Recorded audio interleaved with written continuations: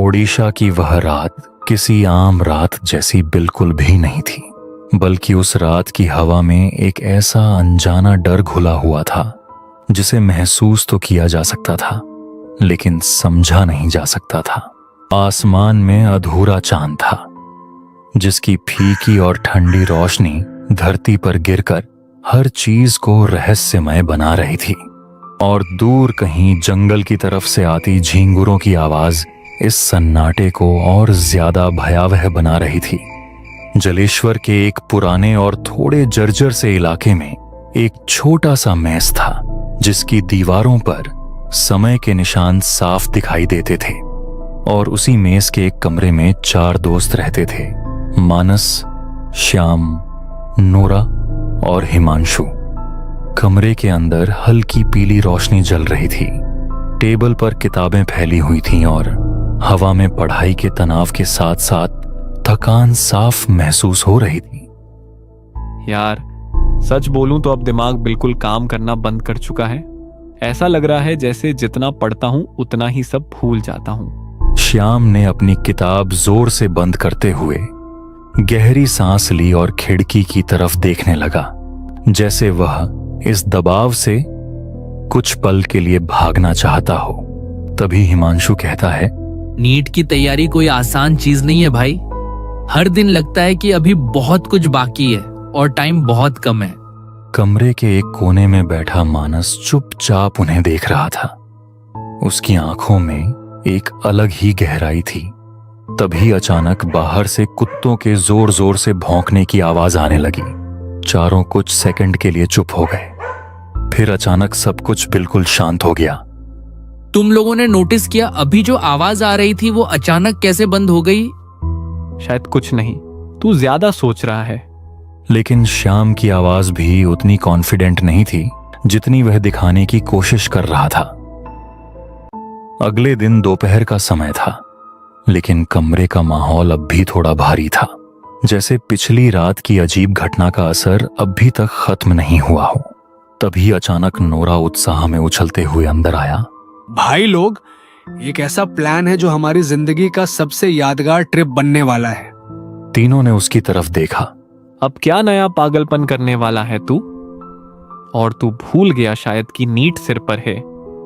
प्रयागराज में महाकुंभ चल रहा है और हम चारों वहां जा रहे हैं। कमरे में कुछ पल के लिए सन्नाटा छा गया। मानस चुप था। तीनों के साथ उसने भी हम में भर दी। हाँ, शायद हमें ये ट्रिप में जाना चाहिए। लेकिन उसे खुद भी नहीं पता था कि यह ट्रिप सिर्फ एक यात्रा नहीं, बल्कि एक ऐसा रास्ता बनने वाला था जो उन्हें एक श्रापित रहस्य के अंदर ले जाएगा। शाम का समय था और चारों जल्दी जल्दी अपना सामान पैक कर रहे थे।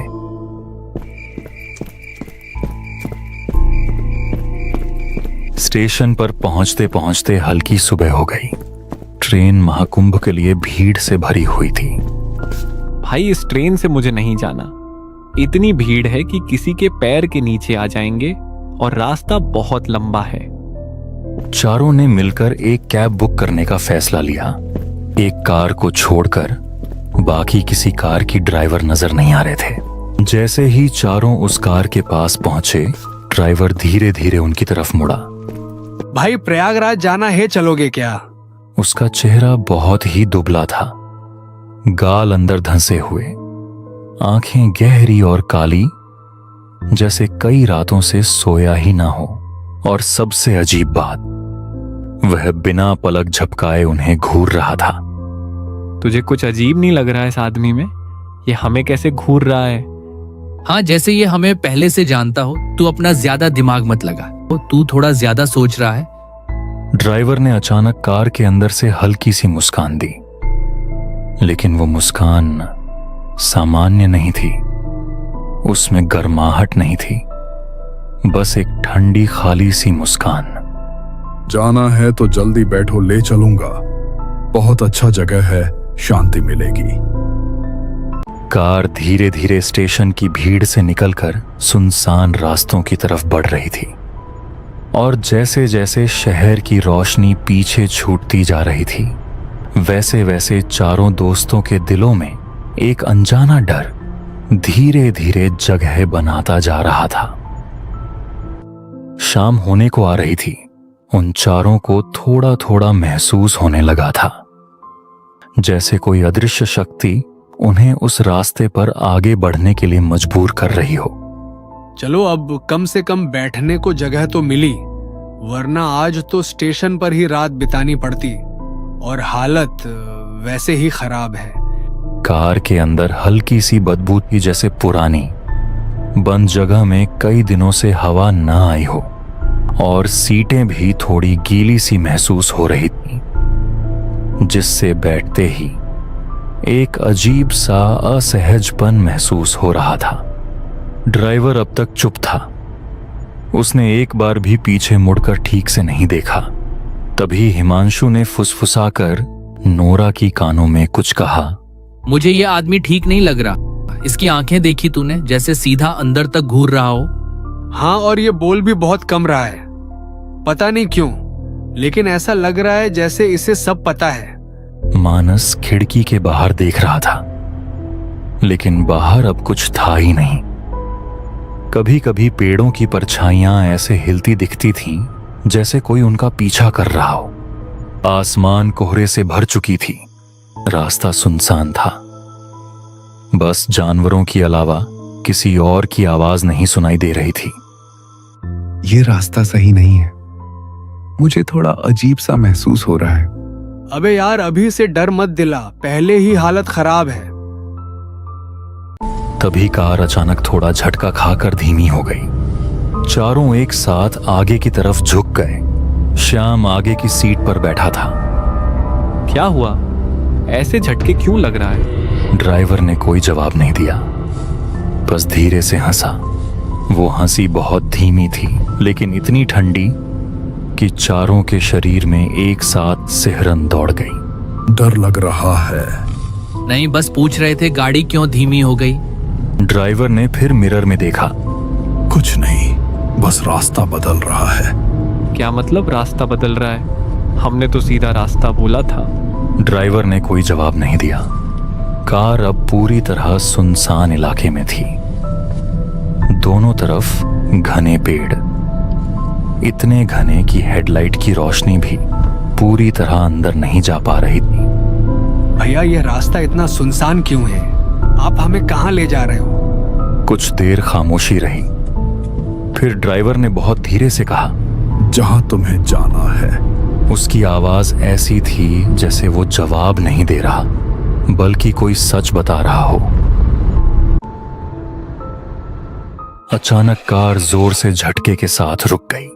इंजन लाइट सब बंद, चारों तरफ घना अंधेरा, इतना अंधेरा कि अपने हाथ भी ठीक से दिखाई ना दें।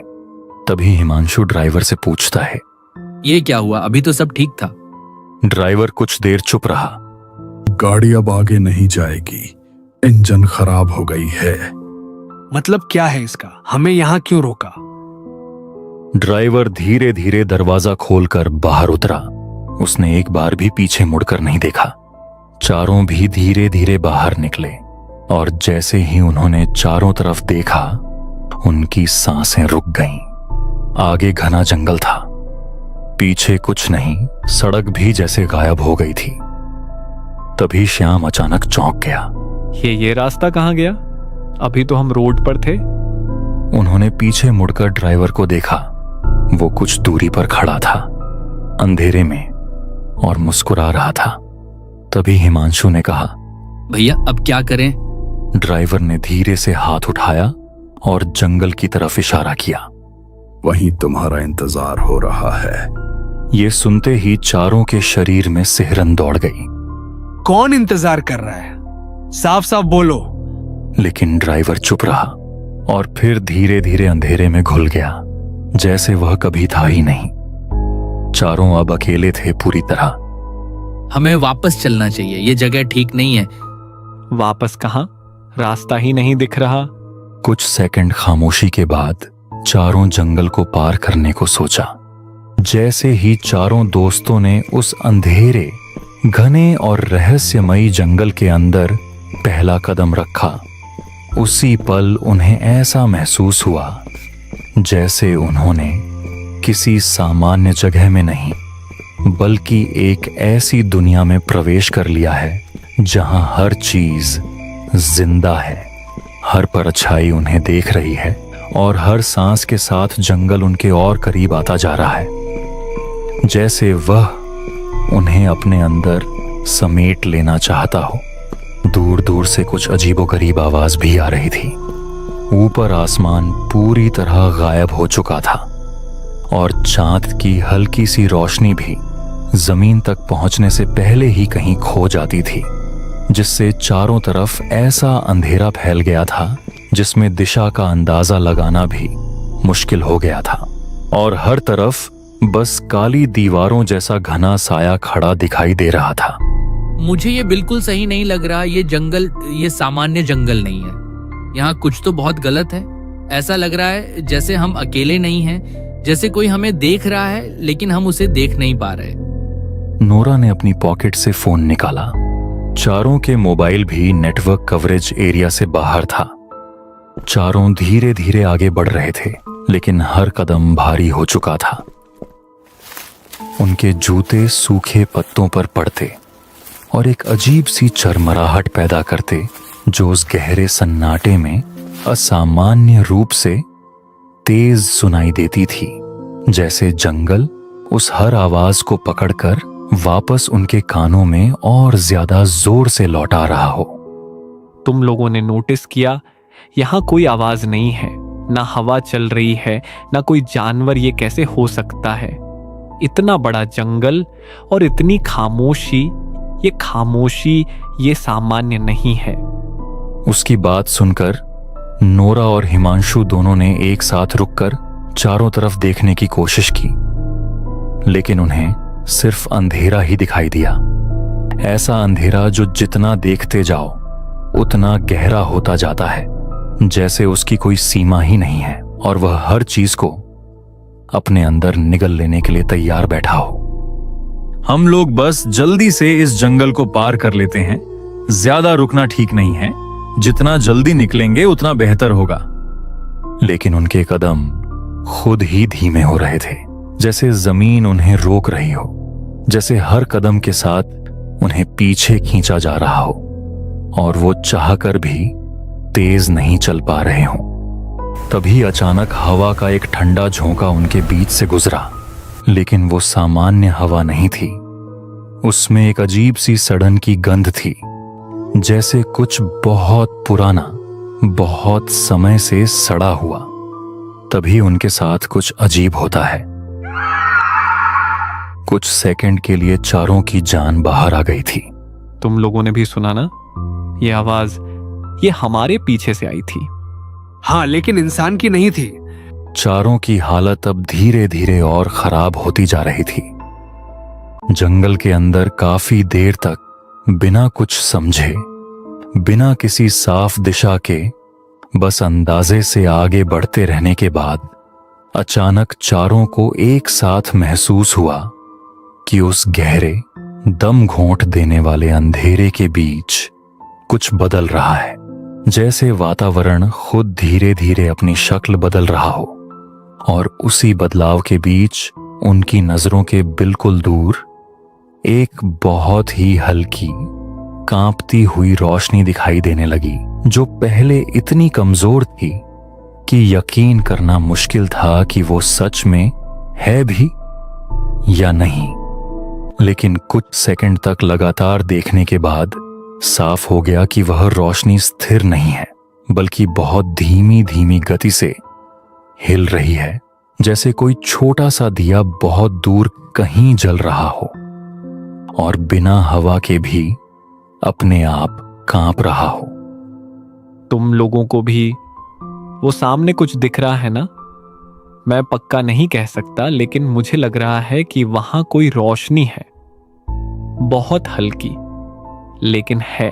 हाँ, मुझे भी दिख रही है, लेकिन ये नॉर्मल नहीं है। ये ऐसे क्यों हिल रही है? हवा भी नहीं चल रही, फिर भी ये ऐसे कांप क्यों रही है? मुझे ये ठीक नहीं लग रहा। ये ऐसा लग रहा है जैसे वो रोशनी बस दिख नहीं रही, बल्कि हमें बुला रही है, जैसे हम जहां खड़े हैं वहीं से वो हमें देख रही हो। चारों कुछ पल के लिए वहीं रुक गए। उनकी नजरें उसी दूर की हल्की रोशनी पर टिकी हुई थीं, और जितनी देर वे उसे देखते रहे उतना ही उनका मन और उलझता गया, क्योंकि वह रोशनी कभी पेड़ों के पीछे पूरी तरह गायब हो जाती और अगले ही पल किसी दूसरी जगह से फिर से झलक देती, जैसे वह किसी एक जगह पर स्थिर नहीं है बल्कि धीरे धीरे सरक रही हो। अगर ये कोई घर है तो हमें वहां जाना चाहिए, कम से कम किसी इंसान से मिल जाएंगे। और अगर ये घर नहीं हुआ तो, अगर ये कुछ और हुआ तो? यहाँ रुकना उससे भी ज्यादा खतरनाक लग रहा है। पीछे कुछ भी साफ नहीं दिख रहा और आगे कम से कम कुछ तो है। चारों ने एक दूसरे की तरफ देखा। किसी के पास कोई सही जवाब नहीं था, लेकिन उस गहरे अंधेरे में जहां हर दिशा एक जैसी लग रही थी, वो हल्की सी कांपती रोशनी ही एकमात्र चीज थी जो उन्हें किसी जगह का एहसास दे रही थी। और आखिरकार बिना कुछ बोले उन्होंने उसी दिशा में धीरे धीरे कदम बढ़ाना शुरू कर दिया, जबकि उनके दिलों में यह डर लगातार गहराता जा रहा था। जैसे जैसे चारों उस झोपड़ी के और करीब पहुंचे, उसका पूरा आकार धीरे धीरे साफ होता गया, और अब जो उनके सामने था वो कोई साधारण घर नहीं, बल्कि एक पुराना, अजीब तरह से शांत और जिसकी छत सूखे घास और फूस से बनी हुई थी, जो कई जगहों से झुकी हुई और बिखरी हुई लग रही थी, जैसे सालों से उसकी मरम्मत नहीं हुई हो। और हर हल्की सी हवा के बिना भी उसके किनारे ऐसे हिलते दिखाई दे रहे थे जैसे वो खुद सांस ले रही हो। दीवारें सफेद रही होंगी कभी, लेकिन अब उन पर बड़े बड़े काले धब्बे पड़ चुके थे। जगह जगह प्लास्टर उखड़ चुका था। दरवाजा आधा खुला हुआ था, पूरी तरह नहीं, बस इतना कि अंदर का गहरा अंधेरा बाहर झांक सके। दरवाजा अपने आप थोड़ा और खुल गया। चारों के कदम अपने आप रुक गए। कोई आगे नहीं बढ़ा, कोई पीछे भी नहीं हटा, बस खड़े रह गए। तभी अंदर से कदमों की आवाज आई, धीमी। आवाज करीब आती गई और हर कदम के साथ हवा ठंडी होती गई, और फिर वो दरवाजे पर आकर रुक गई। पहले सिर्फ उसका साया दिखाई दिया, दीवार पर लंबा, असामान्य, जैसे उसका शरीर सीधा नहीं बल्कि टेढ़ा मेढ़ा हो।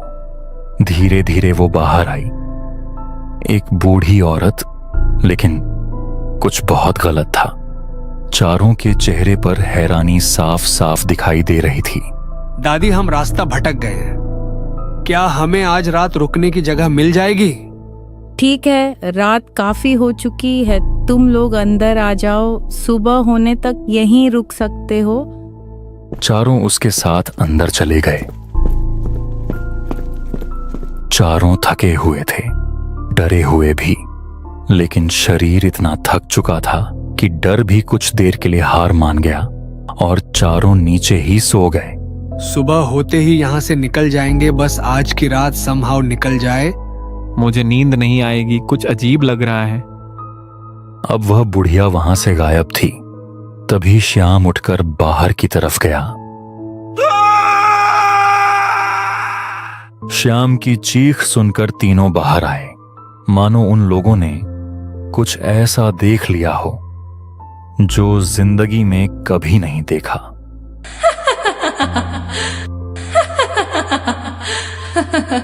चारों इतने डरे हुए थे कि उनके मुंह से आवाज नहीं निकल रही थी। वह बुढ़िया एक आदमी का मांस खा रहा था, लेकिन हैरान कर देने वाली बात यह था कि वह अब बुढ़िया नहीं थी, एक डायन थी। अरे खड़े क्यों हुए हो भाई लोग, जल्दी यहाँ से भागो, वरना हमारा भी ऐसा ही हाल होगा। जैसे ही उन्होंने भागने की कोशिश की, उनका सर धड़ से अलग हो गया।